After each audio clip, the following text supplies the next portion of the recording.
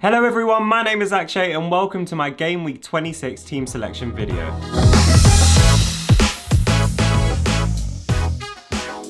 So this is just going to be a quick video showing my Game Week 25 team review, how I did in Game Week 25, and also my Game Week 26 team selection. I would say I'm massively going against the crowd this week, so it's definitely a must watch. But quickly, if you do enjoy the video, please do leave it a like and also subscribe to the channel. It really does help the channel grow. So my Game Week 25 team performance, I did pretty alright, pretty decent in Game Week 25. I got 87 points, but I did take a -4 hit, so it did go down to 83. Kepa blanked with 1. Trent did really well, he got 13. Akanji blanked. Zinchenko, who's been my star man, I'm so happy I transferred him in, I think 3 weeks ago now. He smashed it with 18 points. Bueno didn't really do anything on free. Salah was my captain on 22 points. If you guys did have Saka in your team and captained him, well done, because you guys smashed it out of the park.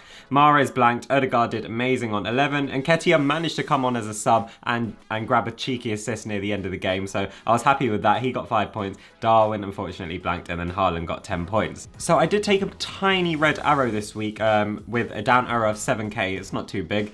If I didn't take the -4 hit though, I would have actually had a tiny green arrow. So I don't really care too much about the down arrow this week because it was hardly anything. But anyway, let's get into what you guys are here for, the Game Week 26 team selection. So some of you are probably going to be looking at my team and thinking, actually, what the hell are you doing this week? I've only made one change, which is I've taken out Nketiah because he's a major doubt for the game and put in Iheanacho because they have Southampton, and Southampton are just doing it absolutely awful at the moment. But other than that, it's pretty much very similar. I've got Kepa in goal, Akanji, Zinchenko, Trent. Then in the midfield, Odegaard, Mahrez, Salah, Rashford, and then up front, Iheanacho, Darwin, and Haaland. And there's a reason why I haven't wildcarded this week. I personally don't understand why everybody's just jumping on the bandwagon to wildcard this week if your team is okay. If your team is in the trenches or it's absolutely in terrible shape, then fair enough, you probably should wildcard this week.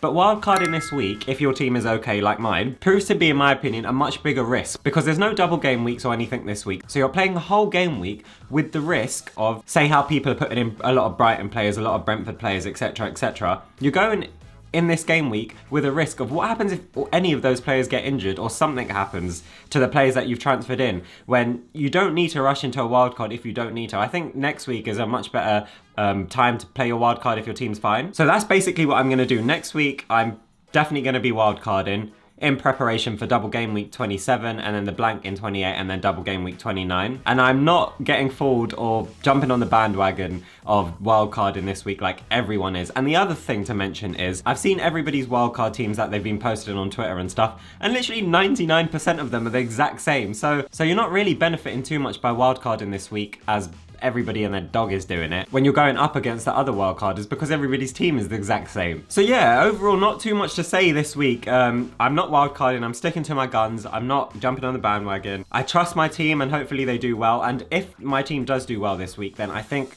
in general the whole team could be huge, like differential wise, because a lot of people are wildcarding and a lot of people at the moment do have very similar teams, and I think I've got quite a few differentials in here now which could really spike me up the ranks if obviously they return. That's a big if. I know this week is a really tricky week, so if you guys do have any questions or you're struggling with anything, please do leave it down in the comments and I'll reply to all of your comments, trying to help you guys as much as I can for your team selections. But other than that, next week there'll be a lot more videos because in my opinion next week is a much bigger week than this game week, especially for my team. But if you did enjoy the video, again, please do leave a like and subscribe to the channel. Other than that, good luck for game week 26 and I'll see you in the next FPL video.